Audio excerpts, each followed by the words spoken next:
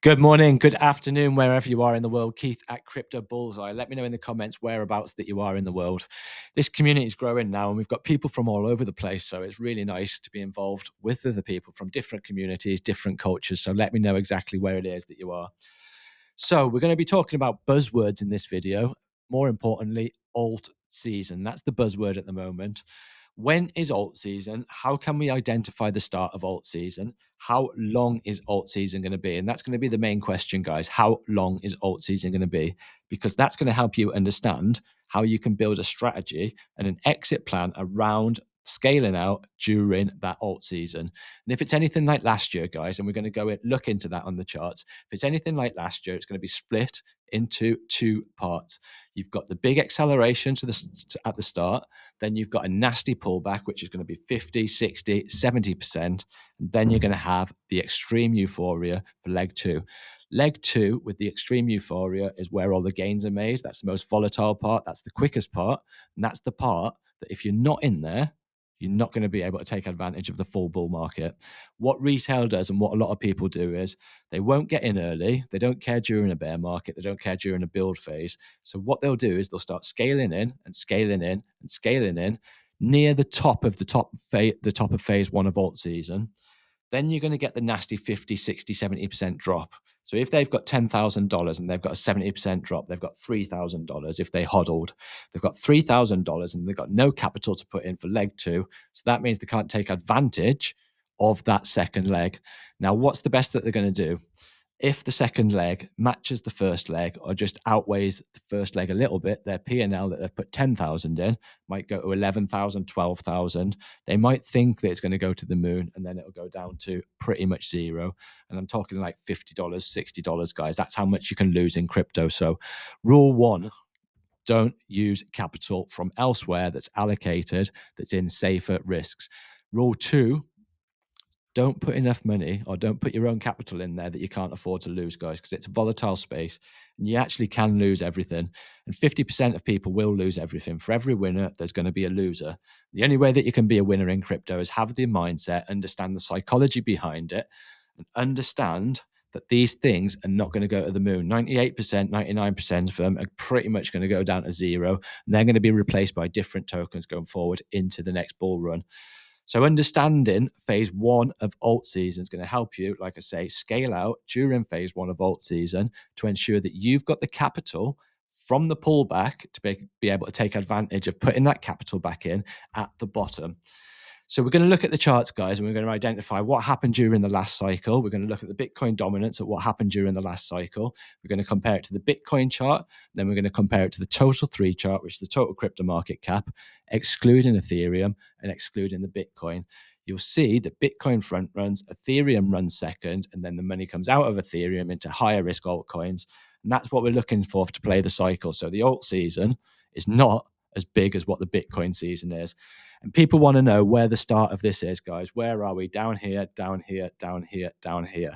Let me tell you, guys, this is where you want to be buying, and this is where you want to be scaling out during the top of here. And that wasn't financial advice. That is just me with the banana. So let's jump into the charts. Okay, guys, this video is designed to bring people down to earth. We haven't had alt season yet. We need to prepare for alt season. If you're preparing for alt season, you need to understand how we can tell when alt season is likely to start.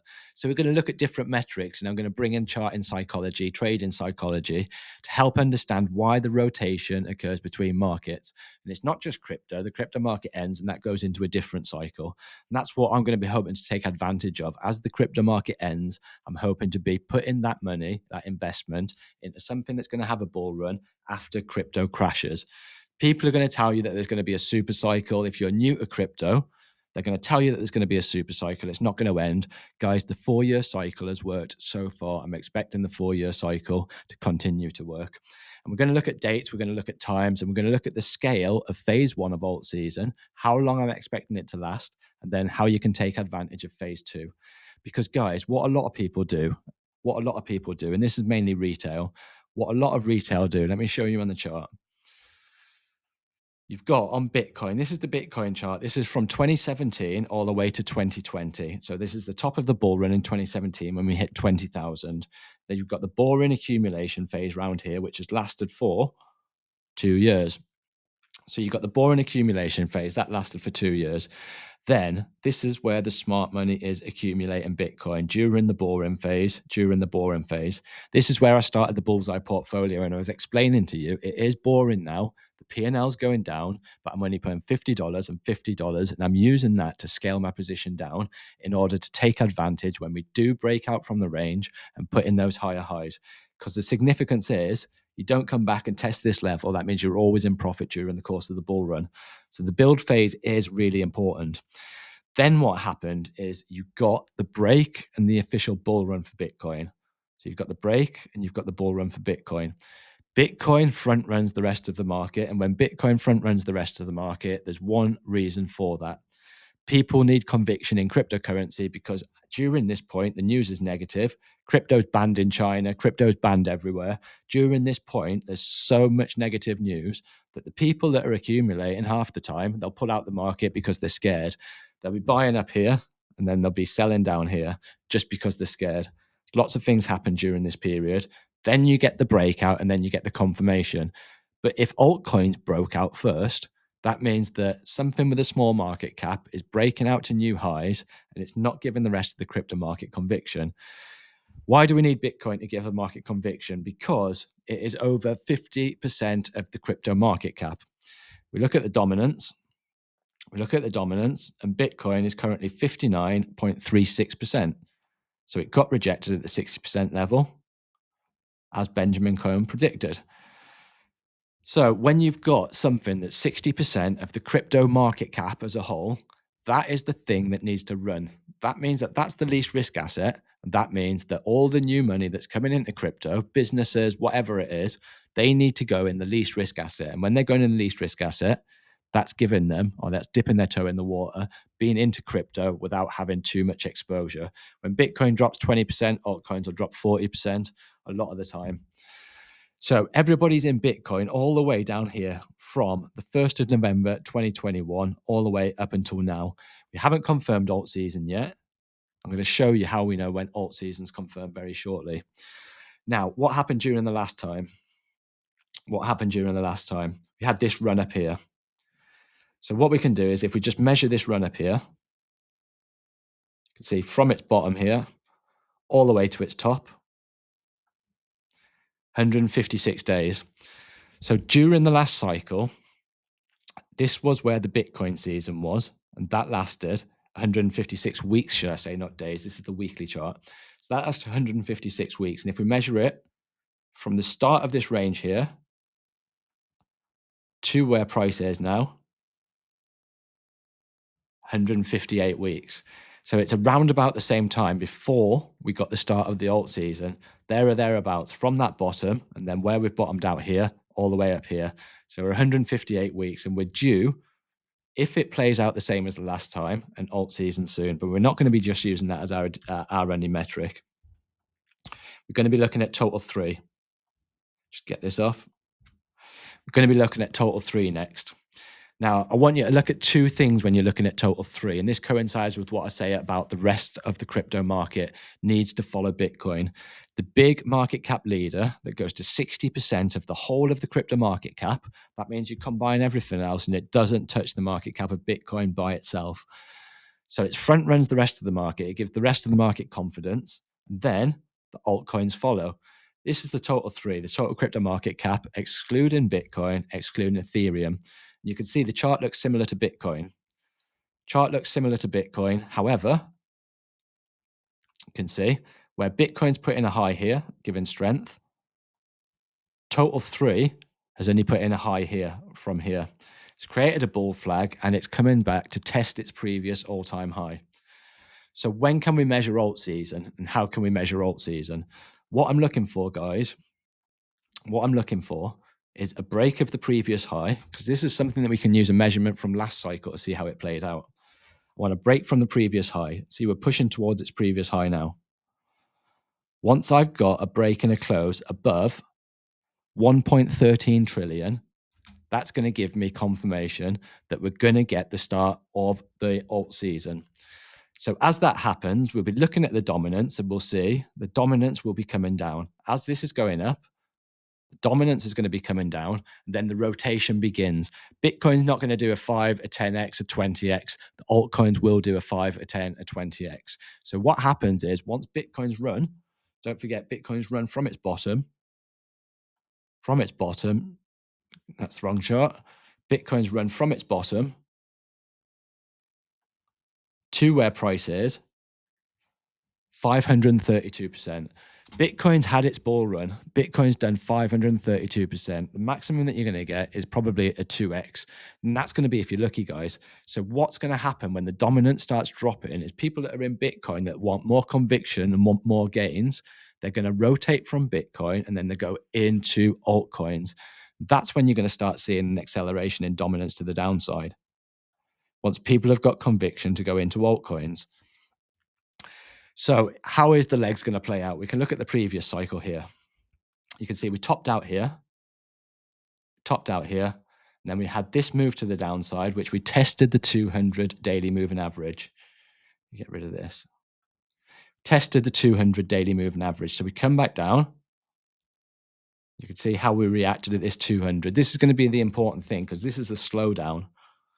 That's the slowdown. That's the first leg of alt season from the last cycle. Then we had 10 weeks of indecision. So we had 10 weeks of indecision where Bitcoin and the dominance were just stagnant. No one was outperforming each other during this point. So that means that when we get to this 200 daily moving average, we would expect some kind of a resistance from that. And then we would expect indecision. Could be a few weeks of indecision.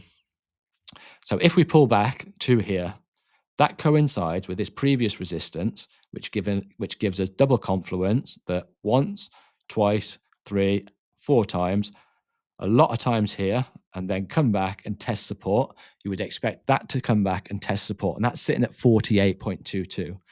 So what's that telling us, guys? How big is this leg in comparison to this leg, and how can you take advantage of phase 1 of alt season? What I'm going to do is we're going to measure these legs from the top to here. That's a 19.9% drop, nearly 20% drop. And then if we did the same here to here, got 20% drop. So that is going to be your first leg of alt season. When we get this drop, we'll expect to test the 200 daily moving average. You'd expect price action to do this, where there's indecision. Bitcoin's not going to be outperforming. Altcoins aren't going to be outperforming. And then you get the next leg. Where do you think the next leg's going to end? Look at this: strong support, strong support, strong support, strong support. So there's going to be a reaction there. There's going to be a strong reaction at this level. And I would expect alt season part 2 to end here at 40%. I expect it to end at 40%. That's my prediction, guys. So what does this tell me about the previous alt cycle compared to this alt cycle? If we had something similar that played out, and I've got indications that something similar will play out because we've got this at the halfway mark. Strong support, 200 daily moving or 200 weekly moving average, should I say. That gives even more conviction. The higher the time frame, the more conviction that you get. So this weekly moving average is going to act as strong support. Once we break to the downside, that's the second leg of alt season. And that's going to tell us that when you look at this second drop, 31% compared to this second drop, 17%. That's telling us if it plays out the way that we're looking at now, that the second leg of alt season isn't going to be as volatile as what the last second leg of alt season was. So that's going to show us that the cycle is probably going to play out differently, and that's going to give us an indication how to expect to play it. So what we're going to do next is we're going to bring up the total 3. And what I want to do is I want to look at from the previous cycle, once we broke through the previous all-time high, how long it lasted for leg 1 of alt season. Because remember, taking advantage of leg 1 of alt season means that you've got capital at the bottom here to be able to take advantage of leg 2. If you're hodling and hodling and hodling, you're buying up here and you're buying up here and you're buying up here, by the time you get down there, you're going to be either in a loss or you're just not going to have any capital to take advantage of the big one.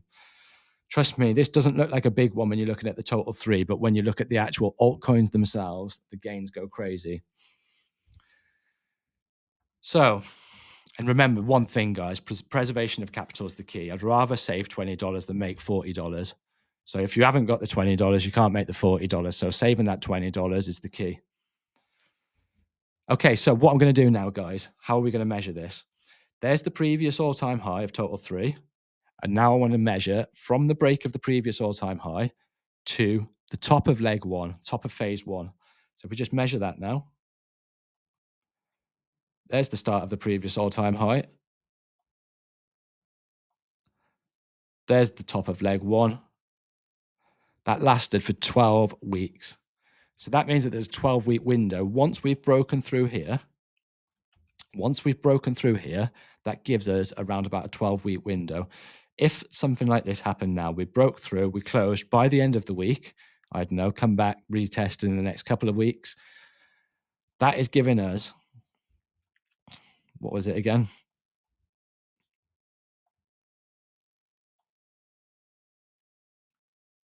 That's giving us the 12 weeks. 11, 12, 13 weeks, right? So if this happened and this played out, you've got 11, 12, 13 weeks. See how small this window is for phase 1. That would make it, guys, around April. So what I said in my last video, I've talked about this in the last video. It's more in depth in this video, but I talked about it in the last video. You've got different parts during different courses of the month. The one most important part of the month that you need to be thinking about is May. They say sell in May, walk away, and they say sell in May, walk away for a reason. It doesn't always play out, but it often plays out. And the reason why they say that is because liquidity gets sucked out of the market. When there's low liquidity in the market, then the prices go down. Because what the traders do is they'll close their positions, they'll go on holiday for 2 to 3 months. The life of a trader, the life of institutions, life of venture capitalists, all that liquidity gets sucked out of the market, and then you get stagnation. You get a nasty crash to the downside, you get stagnation, and then the liquidity comes back into the market in around end of August, start of September. So that's why you get your Octobers, and that's why the end of the year rallies. But one thing that you need to be thinking of, and one thing that's on my mind at the moment, guys, is an end of year sell off. Things are different this time. You often get end of year sell offs in December because people need to cash in the profits. People need to realize things before the next tax year, before the next year. So there's lots of things happening where you might get an end of year sell off. And what I'm thinking now is, with institutions being in, with central banks being in, with companies being in, all of these big players that are in the market now, are they going to need to realize their profits at the end of the year to be able to take advantage of lower levels next year or going into next year? So I'm going to be doing a video on that very shortly. So stay tuned for that. That's going to be in the next few days. Are we going to get an end of year sell off? So it gives you the small window, it gives you a bracket, and don't forget this is the weekly chart. So 13 weeks, that's quite a long time. It doesn't look much here. 13 weeks is quite a long time. So is it going to be exactly 13 weeks? Probably not, guys. Remember, the markets, they rhyme, they never repeat. So if you're using a conservative level, maybe take a couple of weeks off there, maybe say 10 weeks, maybe say 11 weeks.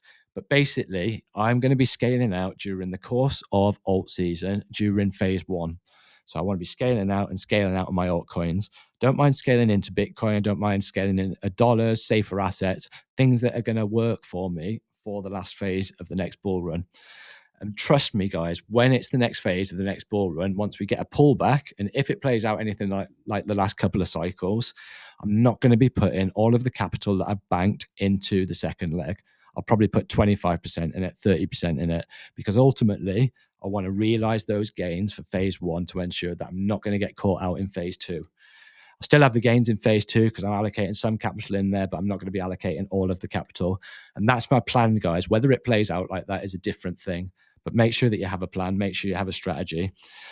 So that's one way that I'm looking at, giving an indication as to how long phase 1 is going to be for alt season and when alt season is going to start. Once we break this level here, guys, 1.13 trillion, that's going to be the start of alt season for me. That's when I'm going to start calculating how long this phase is going to be.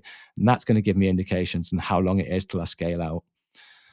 You look at Ethereum as well, guys. What I said about Bitcoin, you look at Bitcoin, that front runs the market. You've got Ethereum, which runs next. Remember, Ethereum's the second biggest market cap within crypto. So money flows from Bitcoin into Ethereum.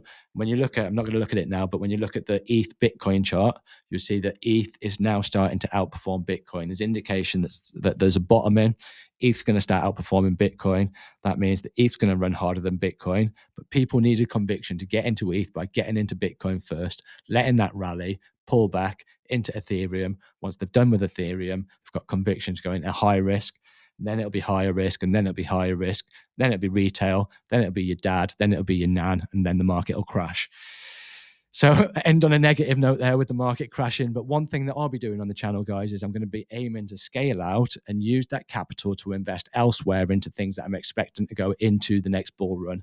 So my channel's going to change during the course of the next year, 6 to 8 months to a year, where I'm going to be going outside of crypto into other investments to protect the capital gains that I've made from my crypto. I'm all in crypto, guys. I'm irresponsibly all in crypto, but I've been building for the last 3 years to take advantage of this cycle, and join me on my journey. So subscribe to the channel if you did find this useful, guys, and I'll see you in the next one.